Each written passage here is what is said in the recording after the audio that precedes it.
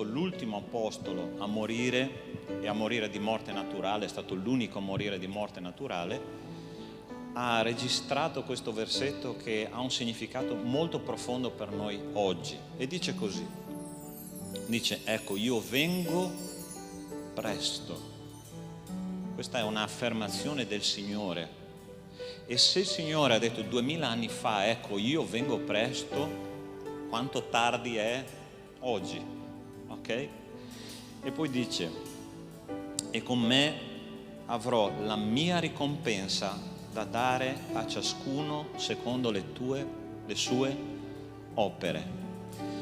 Ossia, questa esortazione che il Signore ci fa in Apocalisse è una esortazione a prepararsi per il ritorno del Signore.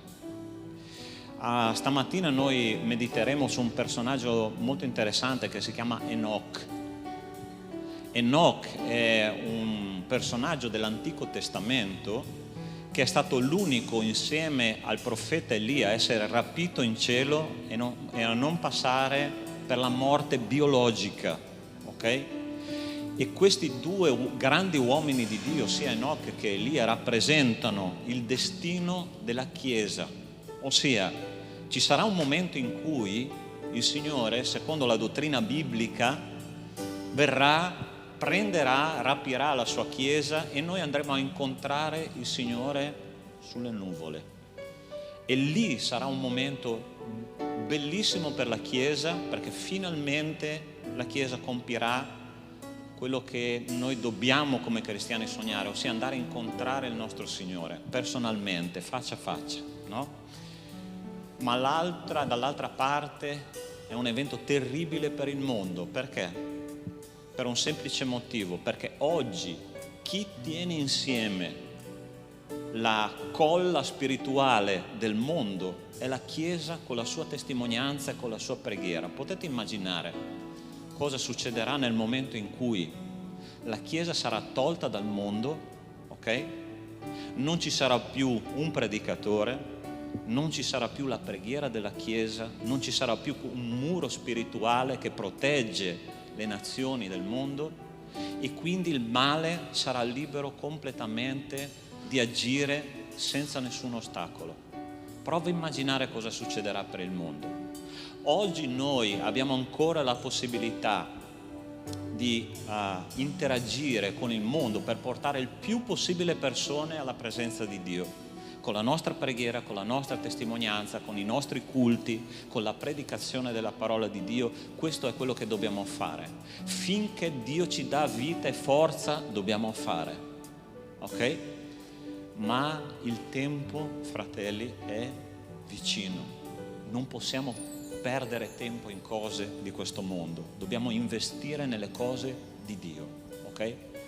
Io vi esorto, cari miei, la nostra Chiesa è una Chiesa piena di attività, ha attività di studio della parola di Dio settimanale, attività di preghiera. Abbiamo almeno 4 incontri di preghiera durante la settimana, uomini, donne, la preghiera del lunedì, la preghiera del giovedì. Ogni Chiesa ha un incontro di preghiera. Non possiamo mancare, questo è investire, perché un giorno il Signore tornerà e, come ha detto il versetto, darà a noi secondo quello che noi abbiamo fatto, secondo quello che noi abbiamo investito.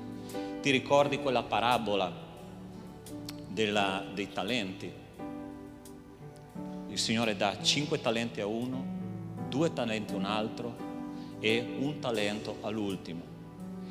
I talenti, quello che aveva 5 talenti ha investito, il Signore gli ha detto: vieni, entra nella mia gioia. Quello che aveva investito 2 talenti ne ha guadagnati altri 2, vieni, entra nella mia gioia. Ma quel talento che quell'uomo non ha investito, il Signore ha detto: servo malvagio, perché non hai investito quello che io ti ho dato? Come stai investendo il tuo tempo? Perché il Signore sta tornando. Io voglio pregare questa mattina perché il Signore possa parlare al nostro cuore, ok? E darci quell'urgenza di agire secondo la volontà di Dio. Non sprecare il tuo tempo, perché il Signore sta tornando, ok? Lui viene presto. Chiudi i tuoi occhi, comincia a pregare e parlare col Signore. Nostro Dio, nostro Padre, fra poco noi ti incontreremo nell'aria, stai tornando e noi vedremo lo sposo nella sua gloria. Signore, che momento speciale sarà per i tuoi figli che hanno investito in questo mondo in cose eterne. Tu possa darci, Signore, la capacità, la voglia, Signore, l'energia necessaria per fare tutto quello che ti piace con il tempo che ci resta. Il nostro orologio sta andando, il nostro cronometro sta andando verso lo zero. La nostra vita è breve, ma Signore, come una stella cometa che passa nel cielo, Signore, e lascia un messaggio a ciascuno di noi, un messaggio di luce nelle tenebre. Aiutaci a essere quell'astro, Signore, aiutaci a essere quella luce nelle tenebre, per la tua gloria. Te lo chiediamo nel nome di Cristo Gesù. Amen. Amen. Sorella, puoi venire. Questa mattina abbiamo questa ospite, la sorella Lucienne Bellarmino, scusami se non pronuncio bene il tuo nome, ok? È una cantante, un'artista che ci canterà durante il nostro culto 3 canzoni, ok? E lei si presenterà e poi presenterà la sua prima canzone, ok? Che il Signore ti benedica, benvenuta in mezzo a noi, ok? Buongiorno e pace a tutti. Sono molto contenta di essere qui in mezzo a voi questa mattina. Io, come vedete, sono brasiliana, vivo in Italia da 21 anni e sono qui con mio marito. E siamo contenti di lodare il Signore. Adesso loderò con una canzone che ho scritto io, in particolare per le donne, ma siccome qua è pieno di donne, la canterò, ok?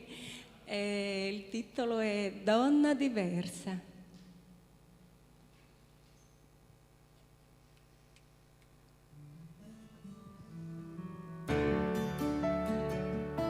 Questa canzone è una preghiera che ho fatto al Signore e ho scritto questa lode.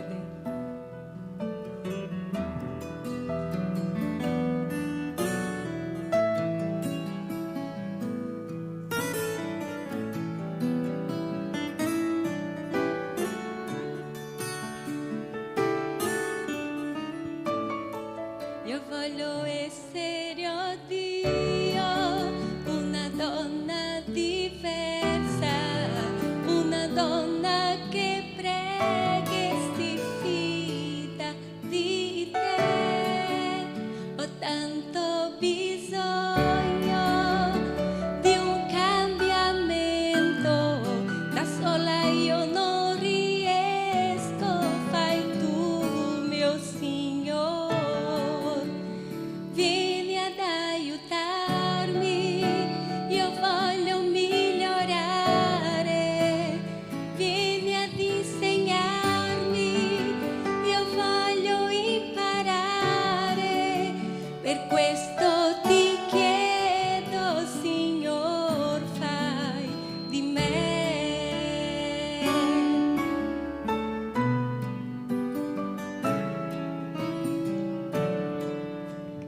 una brava moglie, una brava figlia, una brava mamma, una brava amica, così sarò una donna virtuosa attraverso di te.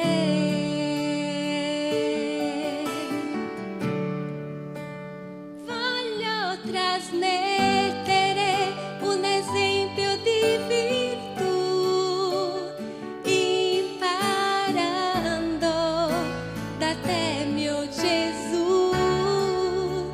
Fammi capire quello che devo fare per diventare una donna preziosa, Signore.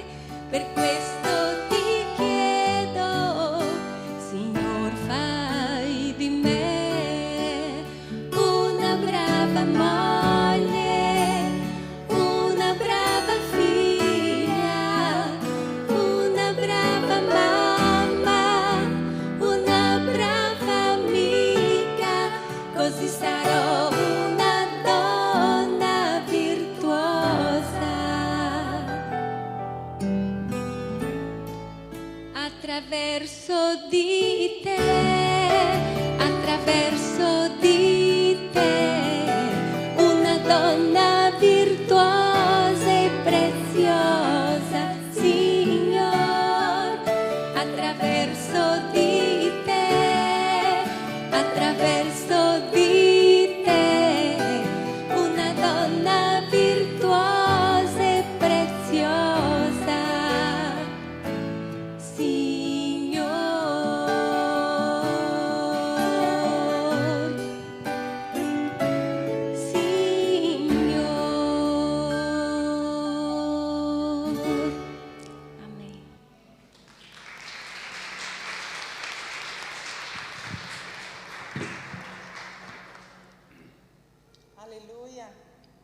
Amen. Alziamoci in piedi e lodiamo il nome del Signore. Questo è il tempo per lodare e ringraziare il Signore per quello che fa, per quello che è nelle nostre vite.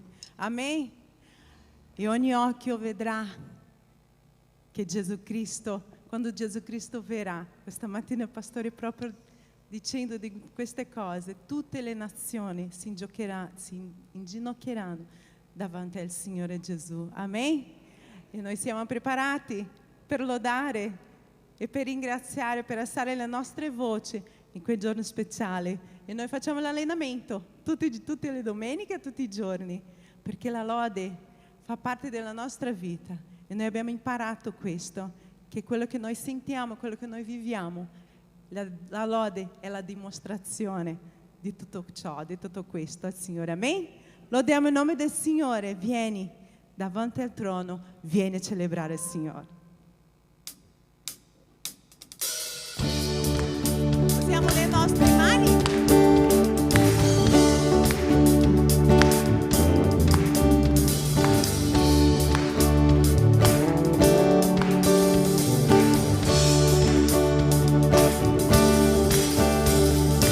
vieni davanti al trono, vieni a celebrare.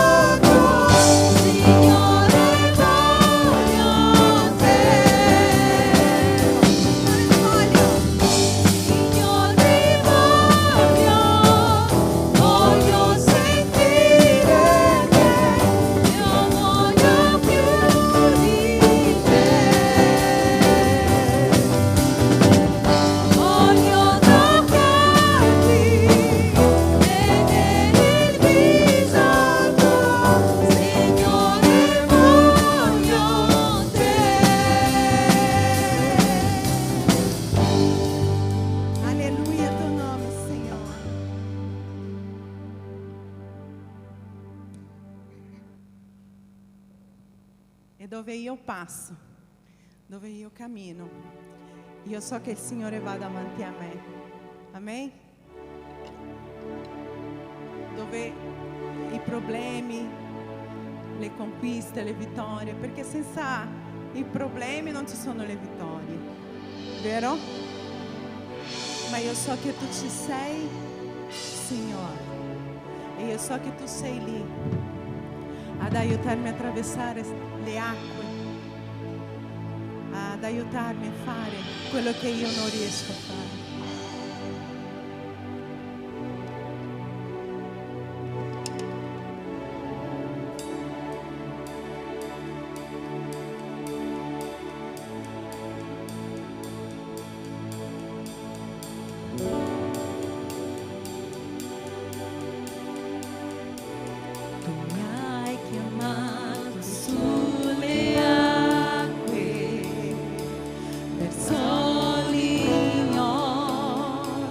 So che affonderei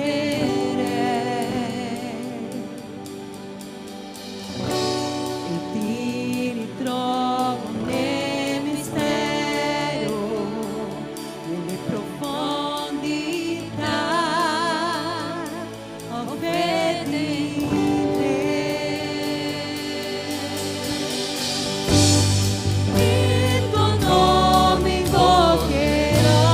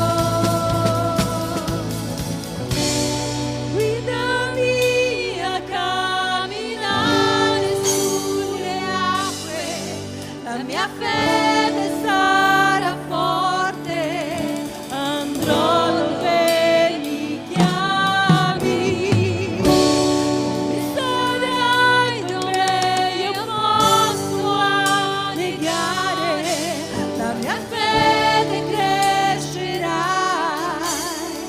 nella tua presenza.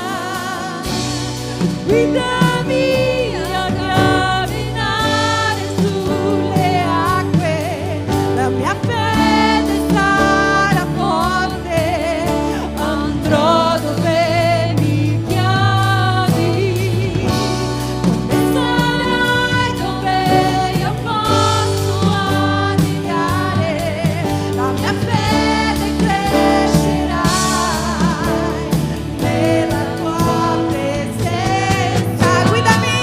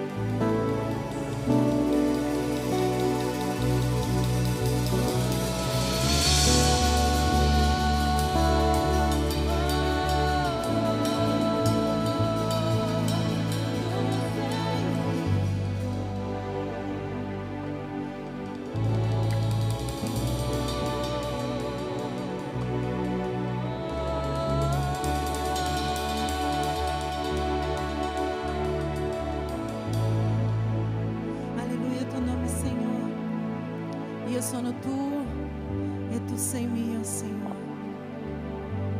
Che tu possa, Signore, in questa mattina parlare ai nostri cuori. Che tuo Spirito Santo, Signore, possa sentirsi, Signore, libero in mezzo a noi. I nostri cuori aperti alla tua parola, Signore. Ungi il pastore, benedice il pastore. E che la tua parola possa veramente entrare, Signore, nelle nostre vite e fare trasformazione e cambiamenti questa mattina. Ti lodiamo e esaltiamo il tuo nome questa mattina. E in nome di Gesù. Amen. Amen.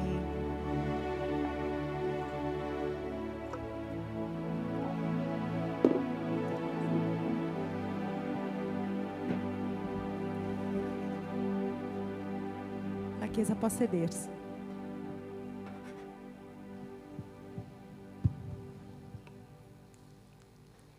È bello quando siamo tutti insieme per lodare il nome del Signore, anche se vedo tanti visi contenti, allegri, però dentro il Signore sa, no?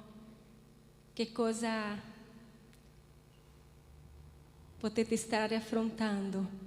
Quindi adesso io porto una lode di incoraggiamento. Che nella vita, nonostante i momenti difficili che affrontiamo, dobbiamo sapere che tutto passerà, ma soprattutto tutto contribuisce al bene di coloro che amano a Dio. Amen, alleluia. E loderò con la canzone del titolo Passerà.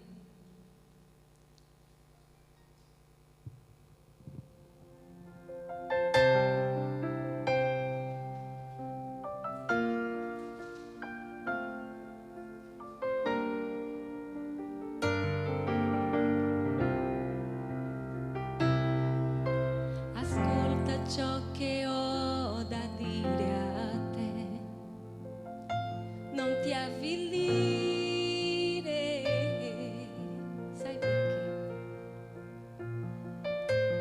Quello che ti ha promesso Dio sta per venire.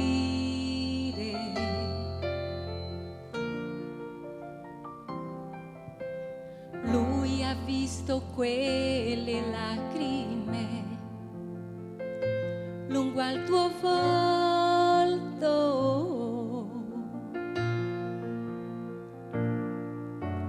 non hai detto una parola, ma lui era in ascolto.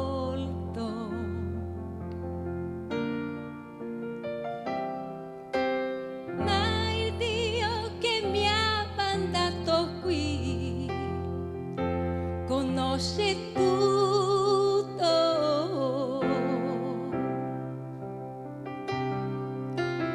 Se tu credi, lui potrà cambiare il tuo futuro.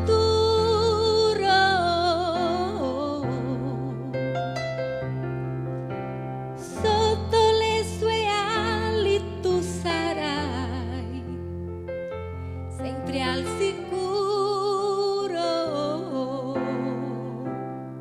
E allora asciuga queste lacrime dagli occhi e abbi calma, perché passerà. Io so che questa prova presto passerà. Ti fa male, ma un giorno finirà. La tua speranza non mollare mai. Se crederai, vedrai, arriverà la soluzione a tutti i problemi tuoi. Potrai avere ancora quello che non hai. Non devi disperare, Dio provvederà.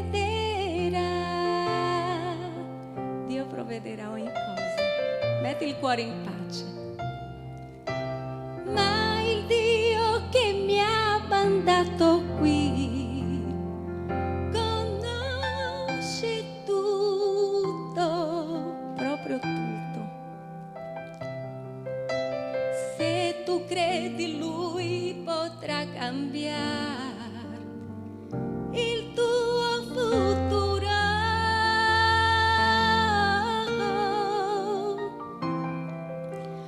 Sotto le sue ali tu sarai sempre al sicuro.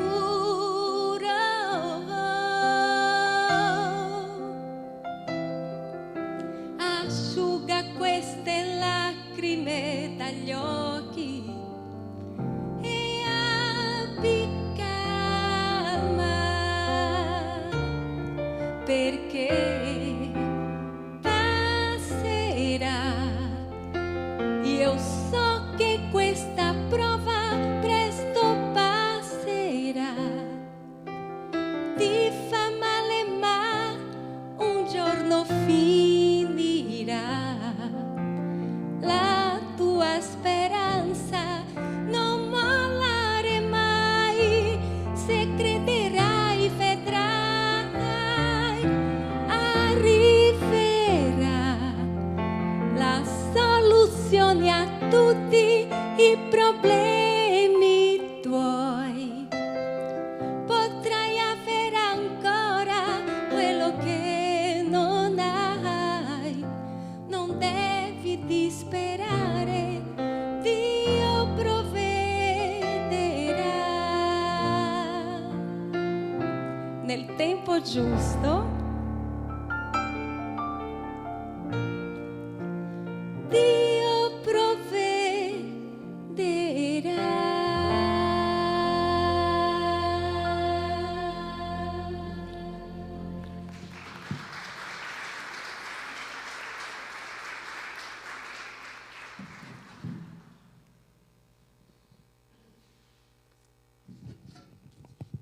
Ok, carissimi, siete pronti a mettere in moto le vostre Bibbie? Sì? Allora, stamattina parleremo di un personaggio biblico di cui ci sono pochissime informazioni nella parola di Dio, ma queste informazioni che ci dà la parola di Dio in base su questo personaggio hanno cambiato veramente la mia settimana, ok? Mi hanno fatto meditare tantissimo su quello che Dio vuole dalla mia vita e spero che colpisca anche te, perché è lo specchio di quello che deve essere la Chiesa contemporanea, la Chiesa dei tempi moderni, la nostra Chiesa, ok? Sto parlando di Enoch, e noi faremo un parallelo, mondo, Enoch, Chiesa. Sono questi i tre elementi che noi vedremo. Enoch, dice la parola di Dio, che è un uomo che ha camminato con Dio. A un certo punto la parola di Dio dice che Dio lo ha rapito, ok? Perché lo gradiva. E io vi confesso che ho un'invidia santa di questo uomo. E sai perché? Perché dico, Signore, anch'io voglio essere preso, voglio essere rapito, voglio venire nella tua presenza. Sono stanco di questo mondo. E se tu veramente sei parte veramente integrante di una chiesa, della chiesa di Dio, sta rimbalzando molto il suono, per favore, poi grazie. E se tu fai parte veramente di questa chiesa militante, attiva, sicuramente anche il tuo desiderio è quello di andare alla presenza del Signore e non rimanere più qua, perché il mondo sta impazzendo, ok? Ma noi dobbiamo essere una chiesa d'impatto, che cambia le situazioni, non che subisce l'influenza del mondo. Enoch ha camminato in una generazione difficile, ma lui ha cambiato la sua vita, e quelli che erano attorno a lui a un certo punto sono andati a cercarlo e non l'hanno più trovato. Perché? Perché il Signore l'aveva preso, ok? Tu vuoi essere preso dal Signore? Amen? Ok, allora studieremo la figura di Enoch. Chiudi i tuoi occhi e comincia a pregare con me. Nostro Dio, nostro Padre, ti ringraziamo e ti benediciamo perché, Signore, la tua parola ci illumina sulla strada che noi dobbiamo tenere in questa vita così complicata, difficile delle volte, ma nella tua parola, Signore, hai rivelato il segreto, Padre, per una vita piena, nonostante tutto quello che sta intorno a noi. E ti chiediamo, Signore, di darci la ricetta questa mattina perché noi possiamo fare come Enoch. Te lo chiediamo nel nome di Cristo Gesù. Amen. Già il nome Enoch contiene delle informazioni molto interessanti. Mi piace andare sempre a studiare l'etimologia dei nomi dei grandi uomini di Dio, no? Voi sapete che il nome di una persona in Israele aveva un significato ben preciso, ossia rappresentava la sua identità, la sua personalità.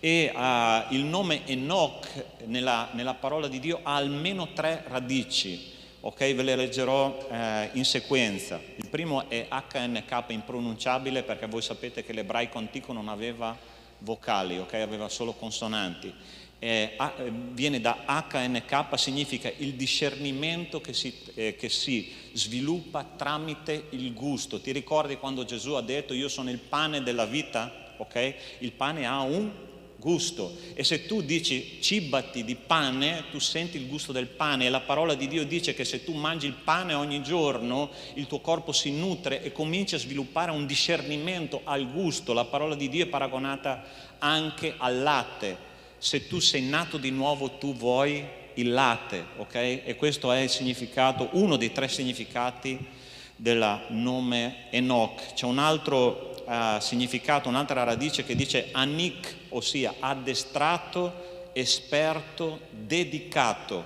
ok? Quindi Enoch era una persona addestrata, esperta in che cosa? Esperta in camminare con Dio, perché la parola di Dio dice che lui ha camminato con Dio per 300 anni, ok? 300 anni di cammino con Dio. E infine H significa attendere il sostentamento del Creatore. Che cosa abbiamo appena cantato? La prova finisce, Dio provvederà, ok? Questo è il significato del nome Enoch, e tutte e 3 sono caratteristiche che ciascuno di noi cristiani dovrebbe avere, ok? E io vorrei studiare insieme a voi questa mattina almeno 3 caratteristiche importanti basate sui 3 brani che ci parlano di Enoch questa mattina. Ma prima di tutto voglio raccontarvi di un ambiente in cui Enoch viveva, ok? Un ambiente difficile che assomiglia molto all'ambiente in cui viviamo noi oggi. Questa settimana io ho visto in TV un servizio giornalistico, non su quelle TV alternative, no? Ma sulla Rai, un programma che si chiama Report, sicuramente molti di voi conoscono, di cosa sta succedendo nella Silicon Valley. Tu sai che cos'è la Silicon Valley? È una valle là negli Stati Uniti dove le grandi industrie, le grandi aziende tecnologiche stanno investendo stramiliardi per le tecnologie più avanzate dell'umanità, ok? E c'era un signore che si chiama, sicuramente lo conosci, Elon Musk, okay, che è il padrone di Tesla, una grandissima industria, l'uomo più ricco del mondo probabilmente, che ha fatto un'intervista che mi ha fatto accapponare la pelle. Lui ha detto così, ha detto noi stiamo studiando il super uomo, e poi ha spiegato che cosa loro stanno facendo, ossia stanno studiando dei supporti, okay, tecnologici, dei supporti, dei microchip in cui loro vorrebbero prendere la mente umana, le emozioni umane, la volontà umana e trasferirle sul microchip in modo che quella mente, quella volontà e quei sentimenti non possano più essere contaminati da un corpo che si autodistrugge, perché voi sapete che noi invecchiamo, no? Se tu hai più di 50 anni sai cosa sto dicendo. Quando tu mangi la pizza la sera col salamino piccante alle 9 non è più la stessa cosa, ok? E allora che cosa sta facendo la scienza? Noi vogliamo il super uomo, ok? Noi vogliamo un uomo che non muoia mai, un uomo che abbia la sua anima ma che viva in un corpo che non si ammala mai. E allo stesso momento lui ha detto, e l'altra strada che noi stiamo prendendo è studiare delle nanotecnologie da iniettare dentro nel corpo, e quelle nanotecnologie andranno a distruggere alcune, per esempio le cellule cancerose, le cellule malate, e noi le stiamo convincendo a fare questo lavoro attraverso delle cose invisibili che noi iniettiamo nel corpo, di alcune cavie, come abbiamo già fatto,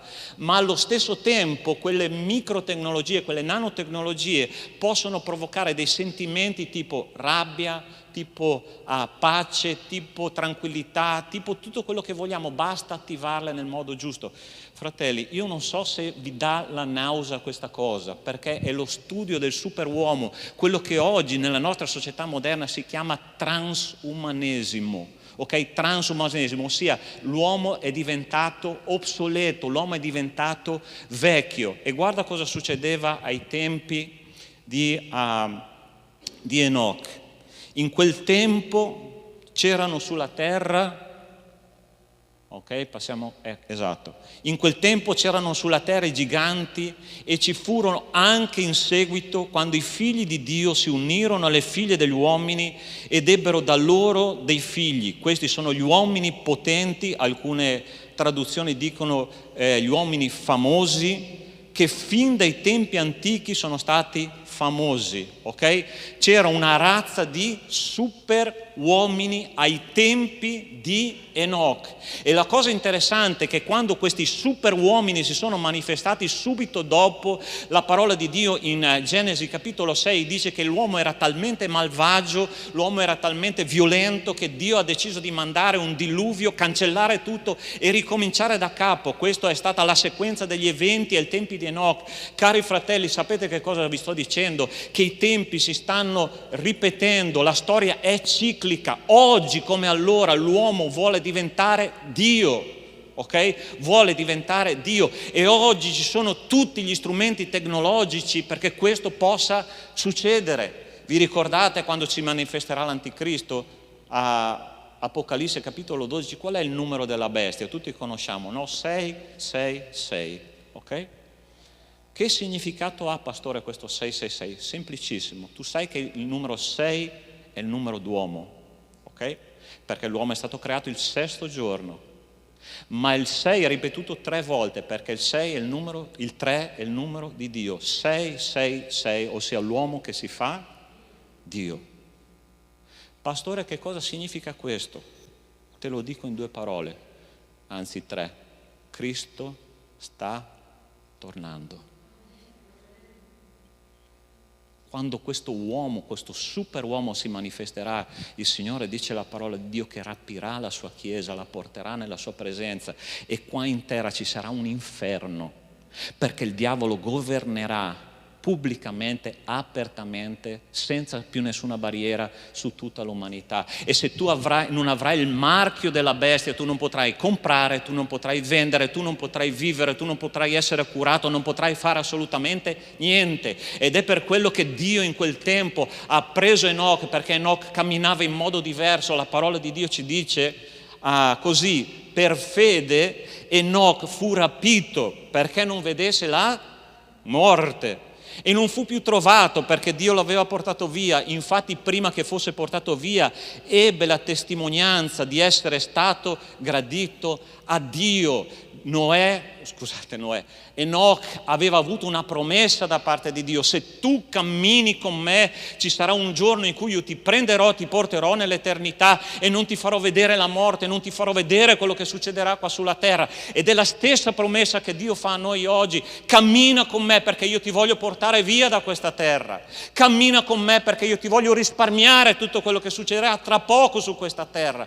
Cari miei, dobbiamo camminare con il nostro Signore. Sai cos'è camminare con Dio? Avere fede nelle sue promesse. La parola di Dio ci dice, Romani 10,17, che la fede viene dall'udire, e l'udire la parola del Signore. Se io non ho un contatto personale col Signore ogni giorno, come faccio a camminare con Dio? Guarda che cosa dice questo salmo, mi è piaciuto da morire, e dopo ti spiego il perché. Salmo 119, versetto 103 dice, guarda il salmista cosa dice: oh, come sono dolci le tue parole al mio palato, sono più dolci del miele alla mia bocca. Sai che significato ha questo per un ebreo? Te lo spiego, bellissimo. Quando l'ho scoperto ho detto: Signore, che meraviglia. Sai cosa facevano i rabbini per fare imparare la parola di Dio ai bambini ebrei? Loro facevano trascrivere la legge di Mosè su una tavoletta di argilla, ok? E questa tavoletta di argilla veniva tenuta nella mano sinistra Con la mano destra il bambino teneva un calamaio, però questa tavoletta di argilla aveva una particolarità.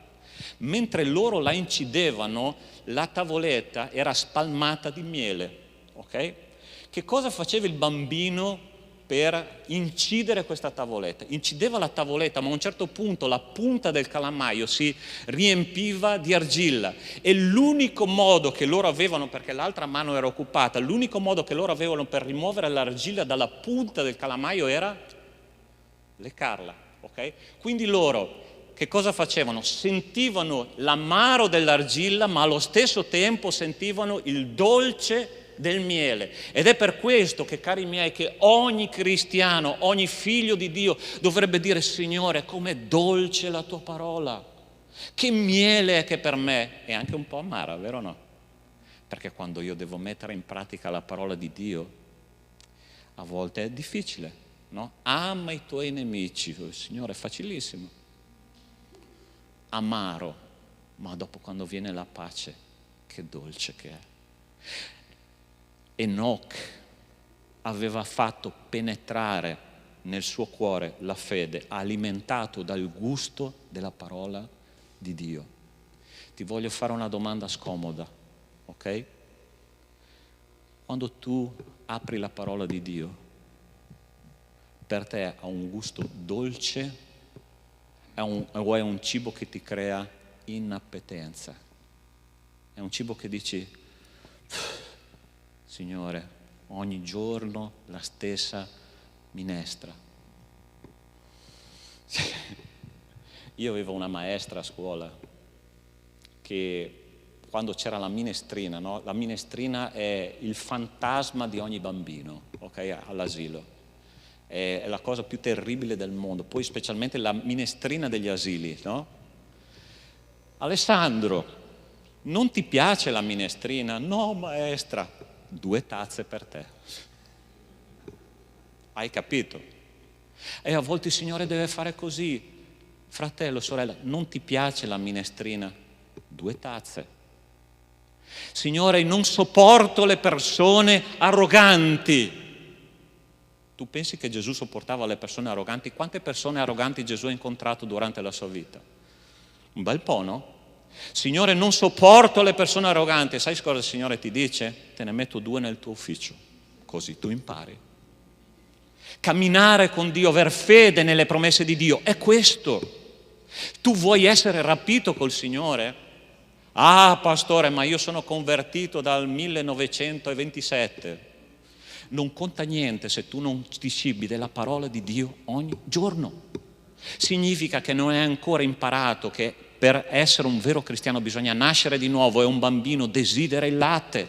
Se tu non desideri il latte, non sei nato di nuovo. Questo è un sintomo che la tua vita ancora non è stata trasformata dallo Spirito Santo di Dio. Enoch ha permesso alla fede di penetrare nel suo cuore, si è alimentato ogni giorno. Ecco cosa significa per fede Enoch fu rapito. Ma Enoch non aveva soltanto questa caratteristica, aveva un'altra caratteristica, che camminava con Dio. Ma prima di vedere che come Enoch camminava con Dio, vediamo come il mondo sta camminando con Dio. È interessante questa lettera che il Signore ha scritto, sta attento a quello che ti dico adesso, alla Chiesa di Roma, ok? La Chiesa di Roma è la Chiesa italiana. Questa è la lettera più completa teologicamente parlando che è stata mai scritta dall'Apostolo Paolo ed è stata indirizzata a chi? A me e a te. Tu vuoi vedere il piano completo di Dio per la tua vita, per il mondo? Lettera ai Romani, la lettera più meravigliosa che l'Apostolo Paolo ha scritto.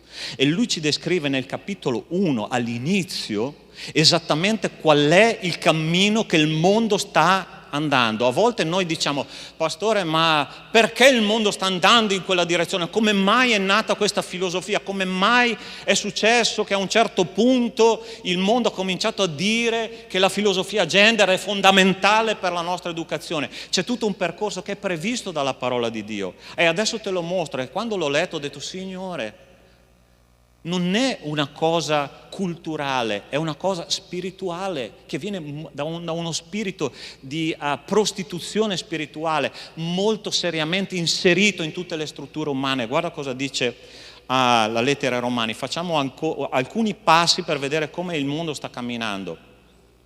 La parola di Dio ci dice, Romani 1, 20 e 21, le sue qualità invisibili, ossia le qualità invisibili di Dio, la sua eterna potenza e divinità si vedono chiaramente fin dalla creazione del mondo. Perciò il Signore cosa ci dice?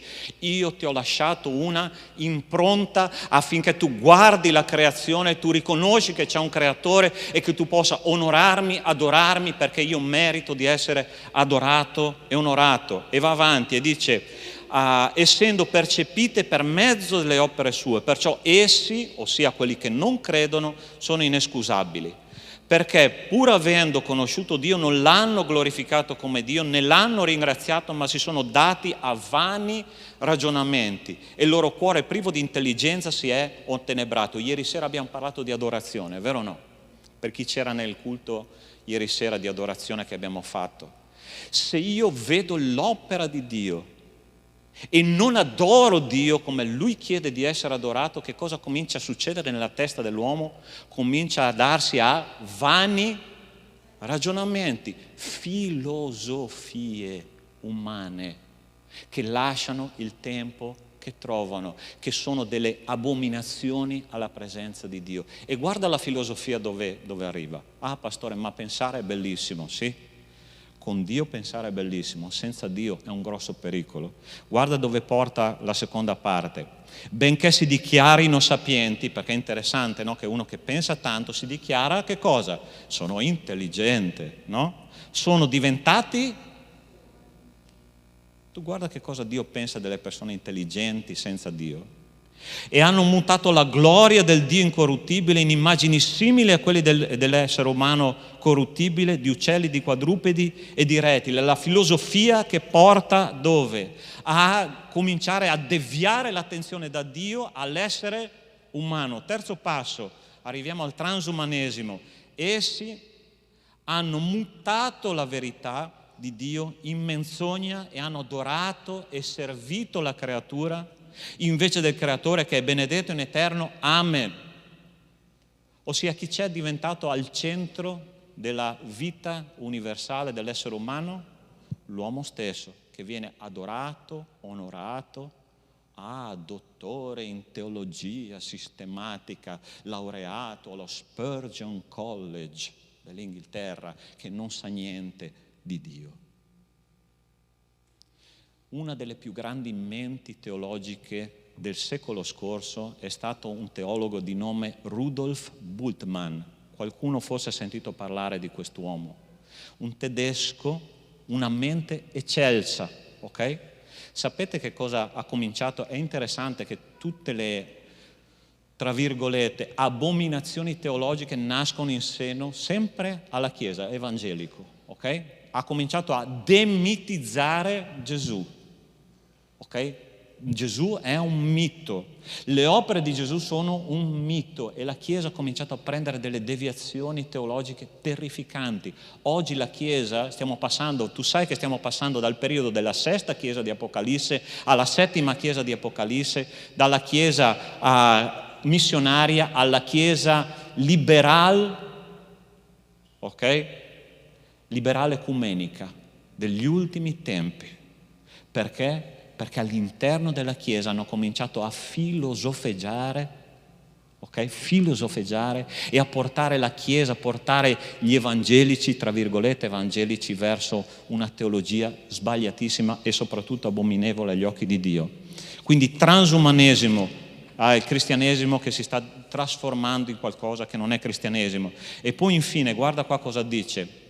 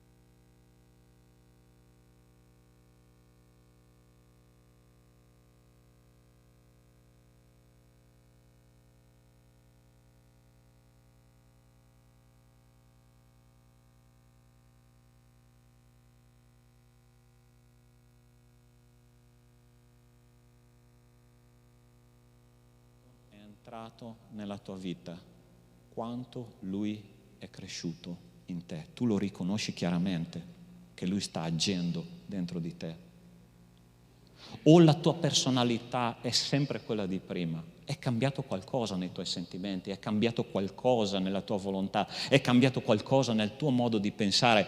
Enoch era una persona che per 300 anni ha abituato il suo cervello a ragionare in un modo diverso.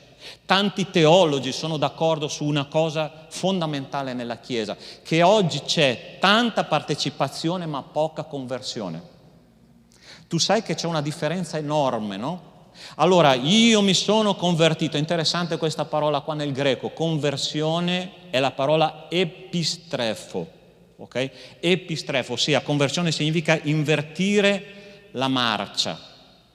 E ci sono tante persone che entrano nella Chiesa, cambiano marcia, cambiano direzione, ma manca una cosa fondamentale che è la vera conversione, che sai come si chiama? È metanoia, ossia cambiamento radicale del modo di pensare. La parola metanoia viene dalla parola metamorfosi. Se io come cristiano non ho avuto una metamorfosi, ho soltanto una conversione epistrefo, sto solo partecipando di una comunità, e questo non significa che io sarò rapito e andrò al cielo col Signore. Ti ricordi la parabola delle 10 vergini? Il Signore dice a un certo punto, su queste 10 vergini che aspettavano lo sposo che è Cristo, 5 vergini sono entrate nella festa e 5 vergini sono rimaste fuori dalla festa. Là, dice la parola di Dio, ci sono il pianto e lo stridore di denti. Sono rimaste fuori dal rapimento della Chiesa, sono rimaste fuori dall'eternità, e tutte avevano la lampada. 5 di loro erano epistrefo, ma non avevano metanoia, cambiamento di modo di pensare.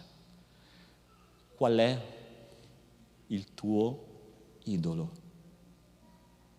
Qual è il tuo idolo? Sei pronto a toglierlo, a rimuoverlo e lasciare che Cristo cambi il tuo modo di pensare? Togli quella cosa. Ti ricordi che cosa ha fatto Abramo quando ha cominciato a seguire il Signore? Non c'è scritto nella Bibbia, ma c'è scritto nella tradizione ebraica. Suo papà era un costruttore di idoli. E sapete che cosa dice la tradizione ebraica? Che appena lui è stato chiamato, è andato in questa stanza dove lui costruiva idoli, ha distrutto tutto, perché ha detto: questo non fanno più parte di me, perché io seguo un Dio vivente. Seguo un Dio che cambia il mio modo di pensare, cambia la mia esistenza. Fratello, sorella, tu che sei qua, amico, tu che sei qua, cambia il tuo modo di esistere, perché Cristo torna e io non vorrei che tu rimanessi qua sulla terra.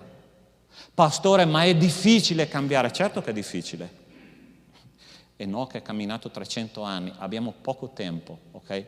Bisogna fare il meglio perché il Signore possa gradirci e noi possiamo partire nell'eternità con Lui. Ultimo punto. C'è un fattore di penetrazione che è andato in Enoch, della sua testimonianza. Guarda che cosa dice la parola di Dio a riguardo della Chiesa degli ultimi tempi. Questo testo è riportato in Apocalisse capitolo 3, come dicevamo prima, la Chiesa di Laodicea, la Chiesa ecumenico liberale degli ultimi tempi. Il Signore manda una lettera a questa Chiesa e gli dice: così perché sei tiepido e non sei freddo, io ti vomiterò dalla mia bocca. Tu dici: sono ricco, mi sono arricchito e non ho bisogno di niente. Tu non sai invece di essere infelice fra tutti, miserabile, povero, cieco e nudo. Vi racconto la storia di un pastore cinese internato in un campo di concentramento. Proprio questa settimana leggevo, ho detto: Signore, che vergogna che provo delle volte. Questo pastore gli avevano dato un incarico che ovviamente, visto che lui era pastore, era quello più punibile di tutti, no? Di vuotare le latrine del campo di concentramento.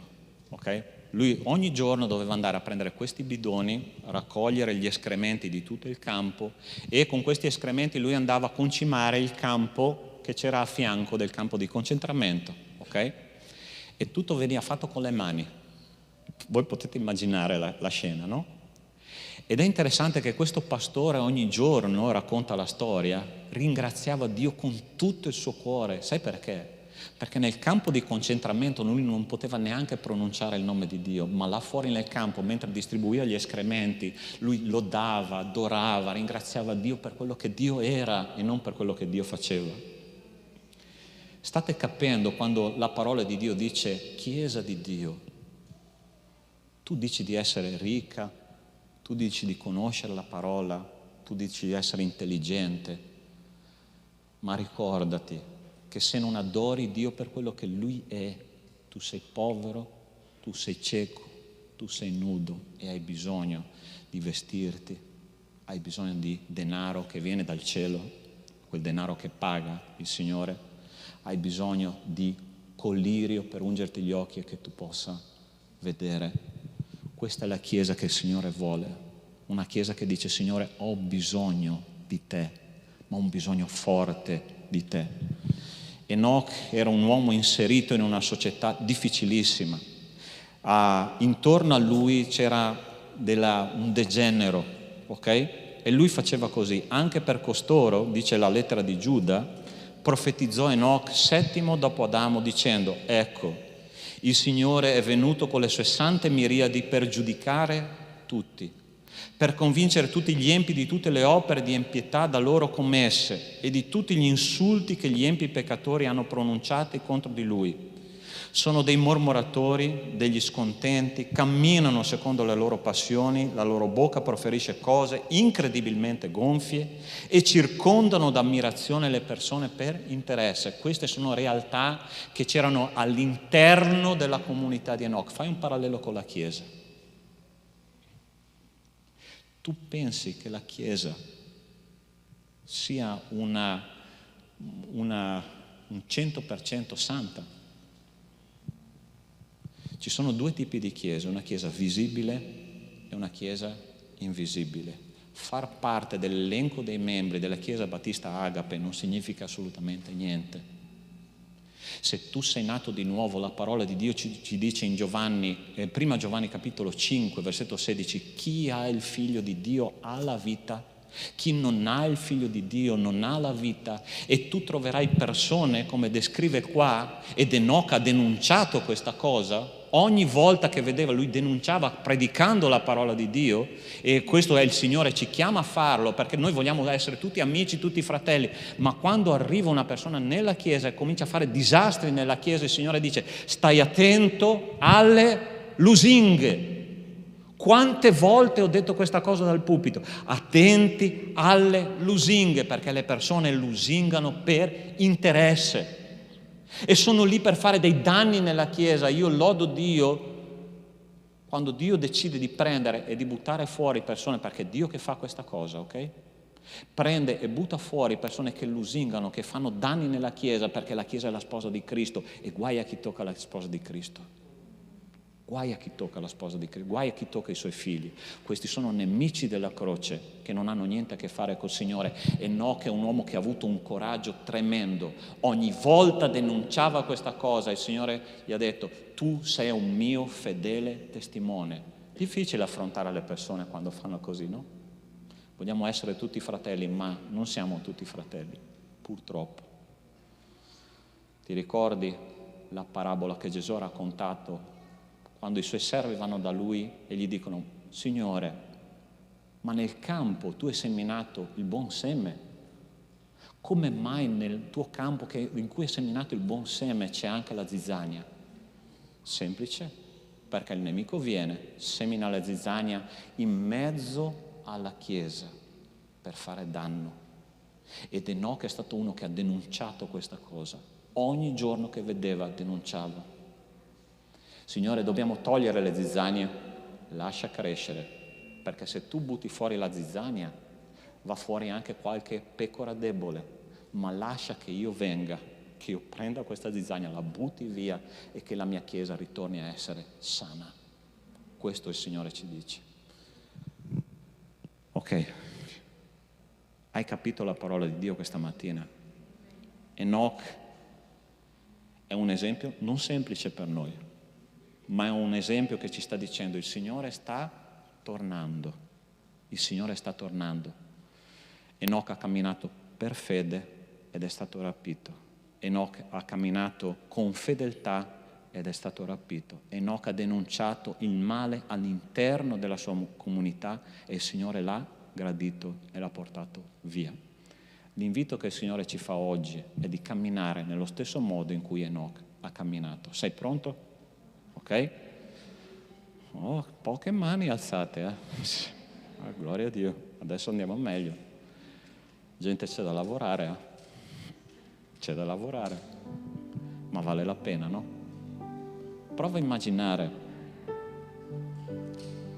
perché noi a volte diciamo non voglio litigare con nessuno. Non litigare con nessuno è un buon proposito, per carità, dobbiamo essere uomini e donne di pace. Però ti posso dare uno spunto. Stamattina prima di venire al culto leggevo l'ultimo capitolo del libro di Neemia. No. E io dico, Signore, i tuoi uomini a volte facevano di quelle cose. Lui torna a Gerusalemme dopo alcuni anni, no, per sistemare le ultime cose, e lui ha trovato delle situazioni che non andavano bene. Sapete che cosa ha fatto? La parola di Dio, vai a leggere il capitolo 13, no? Lui ha picchiato delle persone, okay? Ha strappato i capelli da alcune persone, li ha cacciati via dalla città. Io dico, Signore, è un po' esagerato, però rende bene l'idea, ho capito. Hai capito? Pastore, io non voglio litigare con nessuno. Buon proposito. Ma se non litighi con nessuno per i buoni propositi, tu litigherai con Dio, e io non so chi ce l'ha vinta lì, Hai capito? Io preferisco litigare con le persone per un buon proposito piuttosto che litigare col Signore. Amen, Chiesa. Possiamo pregare? Signore nostro Dio, io ti ringrazio perché questo uomo per noi è un esempio di colui che è stato nella tua presenza e tu l'hai gradito, l'hai portato via da questo mondo. Signore, forse oggi noi non saremmo portati via da questo mondo fisicamente, ma se noi camminiamo come Enoch, forse nel mondo spirituale con gli occhi chiusi saremmo trasportati in un'altra dimensione di adorazione, di lode, di glorificazione del tuo nome. E io ti chiedo nel nome di Cristo Gesù che questa Chiesa possa vivere questa esperienza con te, camminare con te, aver fede nelle tue promesse, denunciare il male per la tua gloria, nel nome di Cristo Gesù. Amen. Amen. Possiamo alzarci in piedi e lodare il nostro Signore con un canto e con le nostre primizie, perché l'opera di Dio deve andare avanti, e quindi il Signore sta dicendo: portate tutte le decime alla casa del tesoro affinché ci sia cibo nella mia casa, e che io possa così benedirvi, e voi vedrete che il cielo si aprirà e io manderò su di voi tanta benedizione che non saprete più dove metterla. Questo si trova in Malachia capitolo 4, ok? Se tu vuoi andare a leggerlo, va bene? Chiesa di Dio è nelle tue mani.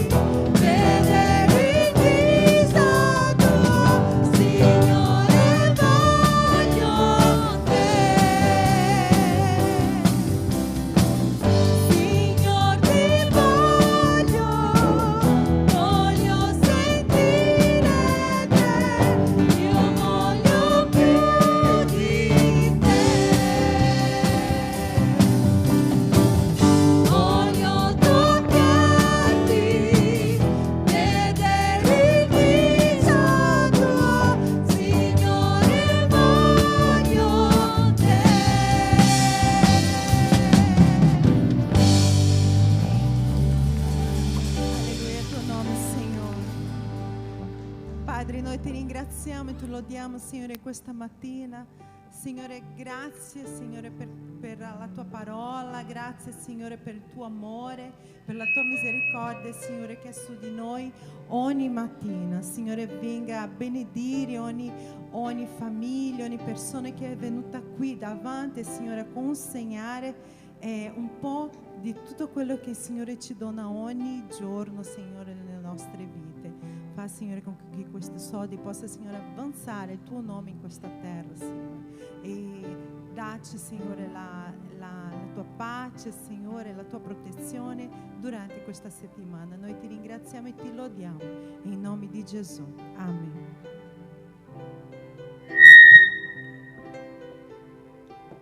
Sì. Ok, potete sedervi. Adesso facciamo un momento. Voi sapete che la settimana scorsa, domenica mattina, noi abbiamo concluso il nostro ritiro con i nostri ragazzi. Al campeggio c'erano presenti 34 ragazzi, un bellissimo numero, adolescenti, preadolescenti e giovani, ok? E quindi abbiamo scelto due ragazzi per dare la loro testimonianza, cioè l'esperienza che loro hanno passato. Quindi chiamo qua Giancarlos, dov'è? Ok, qua, e la Maggie, eccola qua, per favore. Loro ci daranno una breve, diciamo così, testimonianza di quello che è successo nelle loro vite e là nel campeggio, ok? Cominciano gli uomini.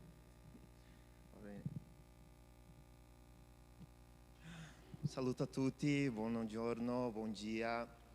Per me è stato un weekend così spettacolare, è stato perché mi mancava questo, stare insieme ai ragazzi, stare insieme ai pastori, perché in Brasile sono nato in chiesa cristiana, c'era un ministero dell'Ode, suonavo la chitarra, però non so, io mi ho annoiato della vita cristiana e sono andato via, ma per conto mio non per degli amici, non per nessuno.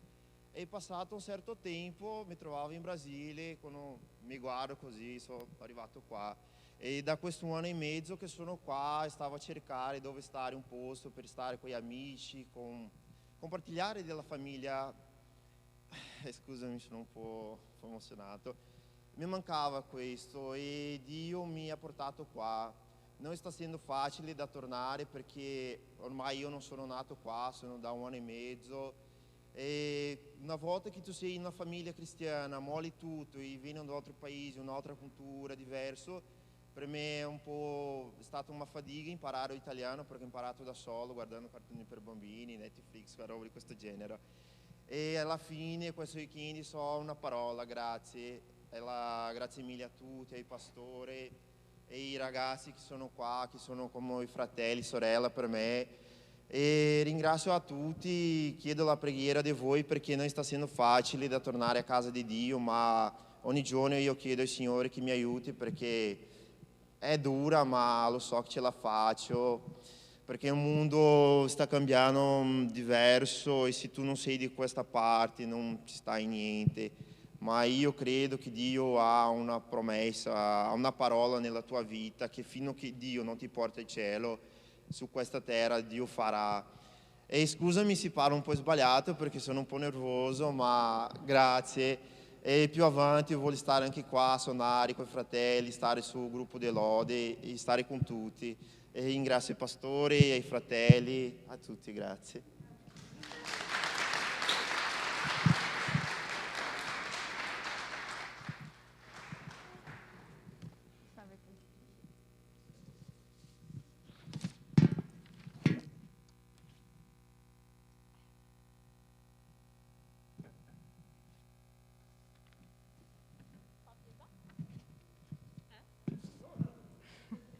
Ciao Chiesa, sono Maggie per chi non mi conoscesse e ieri sera stavo pregando, insomma i pastori mi avevano chiesto di portare oggi la testimonianza, quindi mi ero messa in preghiera affinché Dio mettesse in cuore a me le parole da portare oggi. Quindi le ho scritte su un foglio, sarò il più breve possibile, spero. E allora, parto dicendo che frequento questa chiesa da ormai 11 anni e nel corso di tutti gli anni ho partecipato a diversi campeggi e chiaramente ognuno di essi mi ha lasciato qualcosa di importante che poi ho portato a casa nella mia quotidianità, ma penso che questo campeggio sia stato uno dei più significativi per me e ora voglio spiegare in breve il motivo. Alcuni di voi sanno, alcuni no, però da molti anni sto affrontando delle battaglie abbastanza pesanti e in moltissime occasioni in queste battaglie Satana ha fissato nella mia mente dei pensieri negativi, come ad esempio non ce la puoi fare, non sei capace, i problemi sono più grandi di te, arrenditi perché è inutile, non sforzarti, ti stai stancando inutilmente, lascia stare. E insomma mi sono sentita una perdente, una nullità per un bel po' di tempo. E insomma questi pensieri molte volte si sono impossessati di me, portandomi ovviamente lontano da Dio. E ho anche creduto insomma che Dio non mi volesse, che non fossi degna del suo amore, che non valessi nulla perché insomma non ero in grado di fare niente, pensavo di non essere in grado di affrontare niente e mi lasciavo semplicemente trasportare dal fiume dei miei problemi. E insomma sono perfino arrivata a pensare che insomma i miei problemi fossero una punizione di Dio perché ero una persona maligna e quindi Dio aveva mandato i problemi nella mia vita per punirmi.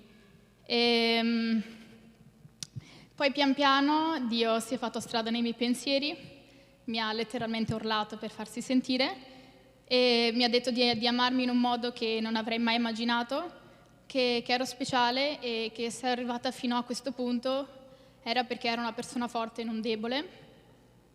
Mi ha detto di avere un piano grandioso per la mia vita e che non vedeva l'ora che io consegnassi la mia vita a Lui, ogni parte di essa, per potermi guarire e rendermi una persona nuova. Quindi ho lottato tantissimo con Dio, non avevo abbastanza fede, ero molto diffidente, volevo vedere quelle benedizioni che Dio diceva tanto, volevo vederle subito in quel momento, altrimenti non riuscivo a credere, ma Dio diceva: attendi il tempo giusto, le mie promesse si avverranno, fai il passo di fede.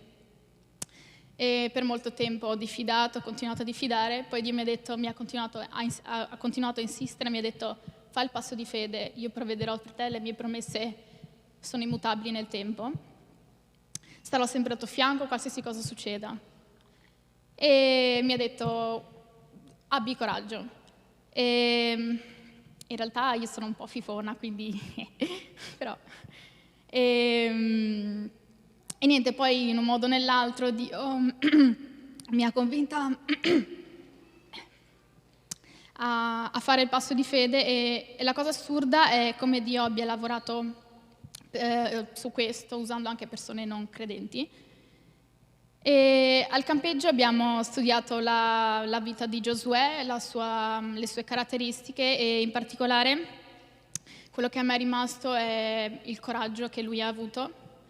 E lui ha avuto coraggio perché uno dei punti per cui ha avuto coraggio è perché ha creduto che Dio fosse più grande dei suoi problemi, che Dio non l'avrebbe abbandonato e che avrebbe mantenuto la promessa di dare al suo popolo la terra promessa e che quei giganti che tanto spaventavano il popolo non sarebbero stati un problema. E in questa lezione proprio mi è sembrato di sentire Dio parlare con me e che mi dicesse: io sono immutabile, le mie promesse che ti ho fatto saranno mantenute, io le compierò nella tua vita. E questa lezione in particolare mi ha dato la spinta, insomma, per continuare a lottare, ma non da sola, ma col guerriero più forte che esista, ovvero Dio. E il messaggio che vorrei lasciarvi oggi è quindi di lottare. Io non so quale tempesta stiate affrontando nella vostra vita, quale gigante vi sta spaventando, ma voglio solo dire che Dio lo sa e non vede l'ora di potervi accompagnare nella vostra battaglia, non vede l'ora di prendervi per mano e camminare con voi, non vede l'ora di mostrarvi il grande piano che Dio ha per ognuno di voi. Sì, Dio ha un piano per ognuno di voi davvero. E fidatevi di me, le benedizioni arriveranno e in realtà voglio ricordarvi che già ogni giorno avvengono dei grandi miracoli nella vostra vita, come ad esempio già alzarvi al mattino e poter respirare è un grande miracolo, già poter avere delle gambe per camminare, delle braccia da muovere, una voce per parlare, degli occhi per vedere, sono già dei grandissimi miracoli per la vostra vita che noi, io stessa, diamo molto spesso per scontato.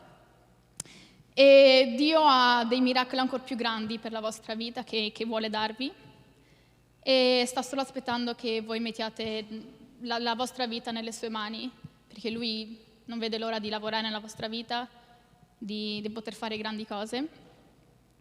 E per concludere vorrei mostrare a voi una grande benedizione che Dio ha fatto di recente per la mia vita. E molti di voi sanno che io ho appena finito il liceo e insomma il mio desiderio è quello di andare all'università, purtroppo però l'università richiede dei costi abbastanza elevati che io non mi posso permettere, quindi mi sono messa in preghiera, ho detto Dio, io voglio studiare e non ho dei soldi per pagarmi l'università, non ho un modo per farlo, voglio lavorare per un anno, voglio potermi guadagnare dei soldi per poter andare a lavorare e pagarmi gli studi. E ho detto, Signore, metto questa cosa nelle tue mani, fai tu. Ero molto spaventata perché, insomma, io ho fatto un liceo, quindi non ho esperienza, non so come funziona il mondo del lavoro. E, insomma, il mondo del lavoro richiede persone con abbastanza esperienza, io non ce l'ho. Però mi sono messa in preghiera e appena il Signore mi ha detto, dai il curriculum, poi farò io il resto. E molto spaventata, ho dato il curriculum e subito il giorno dopo mi è arrivata una chiamata da un posto e questo posto si diceva interessato a me e sono stata assunta. Quindi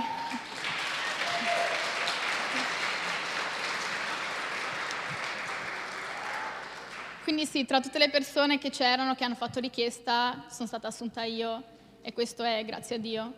E quindi il mio consiglio è quello di affidare a Dio ogni vostra preoccupazione, ogni vostro problema, perché Dio renderà la vostra vita magnifica.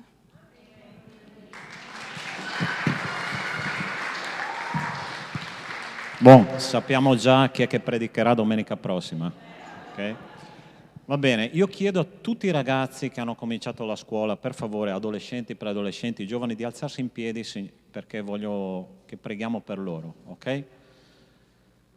E questi ragazzi stanno affrontando delle sfide che non è solo prendere il bel voto, ok? Entrano in un ambiente secolare, ateo, agnostico e ogni giorno devono subire un condizionamento mentale, ma la Chiesa è chiamata a pregare per loro. Noi stiamo cercando, quest'anno cominceremo uno studio con i nostri ragazzi che si basa proprio sul combattimento della filosofia gender che stanno insegnando nelle scuole, in modo anche subdolo, molto subdolo, no? E cominceremo uno studio che si intitola Ama il tuo corpo, ok?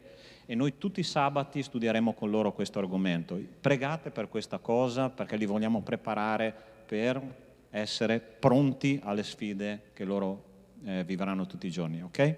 Possiamo alzarci in piedi un attimo? Se tu vuoi, girati verso i ragazzi che andranno a scuola, allunga la tua mano, ok? Metti la tua mano su di loro, non c'è niente di mistico in questo, ma con questo gesto noi mandiamo la nostra protezione come comunità su di loro, ok? Signore nostro Dio, io ti ringrazio, Padre, per i nostri ragazzi. E come è stato detto qua, Signore, questa mattina, per loro, Signore, ciascuno di loro tu hai un progetto, un programma, che è quello di onorarti, quello di glorificarti e di essere, Signore, una benedizione per il mondo. Io ti chiedo, Signore, nel nome di Cristo Gesù, che tu possa proteggere le loro menti, tu possa proteggere i loro sentimenti, tu possa proteggere la loro volontà per la tua gloria, Signore. Porta questi ragazzi vicino a te e guidali, Signore, nelle tue vie. Te lo chiediamo nel nome di Cristo Gesù. Amen. Amen. Potete sedervi.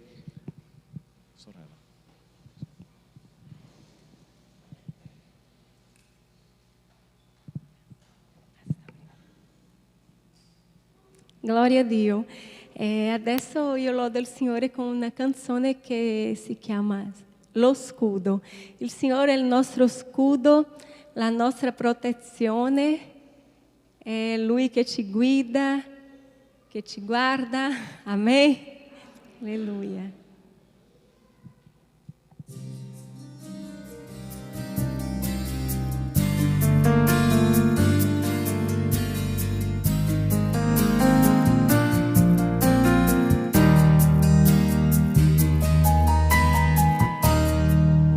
Per tutta la mia vita, oh Signor, ti loderò finché dura il mio respiro, mai mi stancherò. Ascolto la tua voce, così dolce è per me, che mi toglie dalla prova e mi porta fino al cielo. Vidi fuoco e terremoto, vento forte che passò, i pericoli del mondo, la tua voce mi calmò. Tu dai ordini alle stelle e dal mare i suoi confini. Io mi sento al sicuro tra le tue braccia, oh Altissimo. Non ci son catene né porte che si chiudano alla voce tua, né afflizioni né porte che restino diritte innanzi a noi.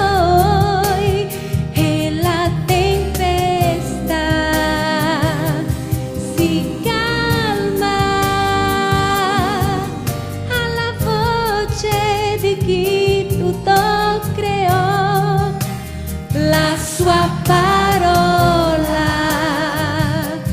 è pura,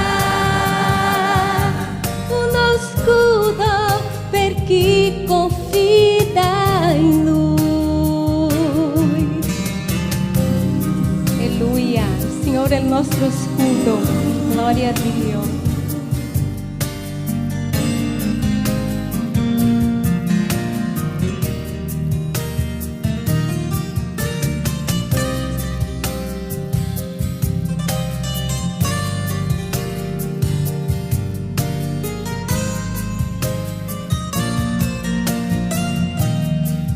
Non ci son catene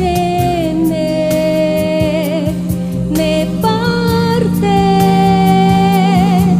che si chiudano alla voce tua, né afflizioni né colpe che restino diritti innanzi a noi. E la tempesta si calma alla voce di chi tutto creò. La sua parola è pura, uno scudo per chi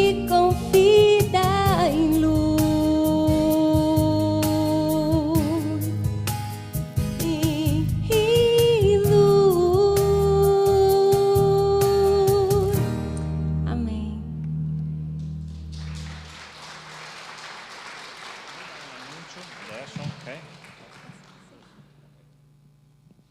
Walter, Anna, per favore. Vi rubiamo ancora 2 minuti per gli annunci, ok? Io vorrei comunicarvi che io ho dei CD che ho portato e io so che è un periodo che i CD non vanno tanto più, ma comunque si può scaricare e mettere nel pendrive, nella chiavetta, no? Da sentire in macchina, e così state aiutando il mio ministero per mandare avanti quest'opera, per fare altre canzoni e perché vite possano essere toccate. Poi vorrei presentarvi anche questo libro che ho scritto l'anno scorso, in quello periodo che eravamo chiusi a casa, non sapevo cosa fare, e ho deciso di scrivere questo libro, è una mia testimonianza. Il titolo è Dio ha scelto mio marito, che da quando ero piccolina io pregavo sempre, no, al Signore, dicevo: Signore, sono ancora tanto piccola, ma un giorno crescerò, un giorno diventerò una donna e non mi fido delle mie scelte, tu come il mio papà scegli tu un marito per me. E io ho chiesto, e così qua c'è scritto tutto, la vita che ho avuto, come sono arrivata in Italia, come ho incontrato mio marito, i miracoli che il Signore ha fatto nella mia vita, e così per chi vuole sarò lì dietro, costa solo 10 euro sia il CD sia il libro. Che il Signore vi benedica tanto.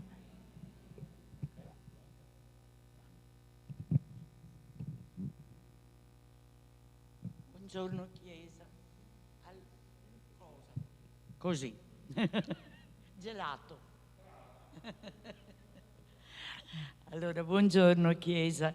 Io ritorno a raccomandarvi per la ginnastica dolce che facciamo. Si comincia il primo lunedì di ottobre dalle 6 meno un quarto alle 7 meno un quarto di sera, perciò fate il conto, alle 17:45 alle 18:45.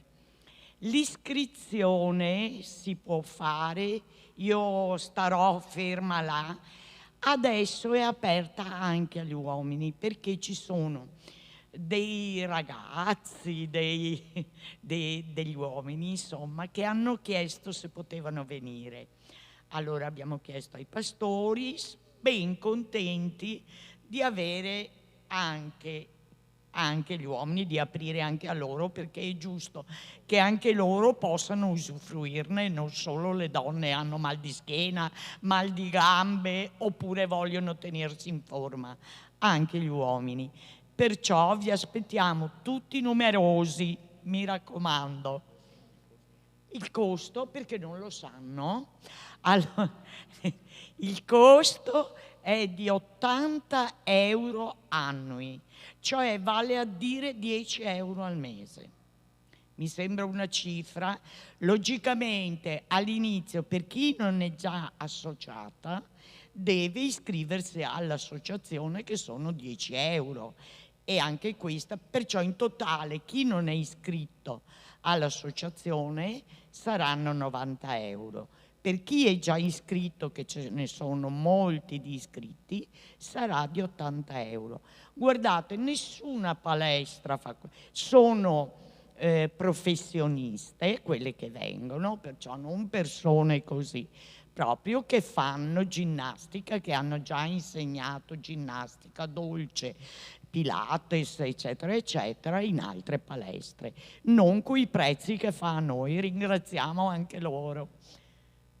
Vi saluto e vi aspetto laggiù. Io non ho le carte, però prenderò solo il nome, va bene?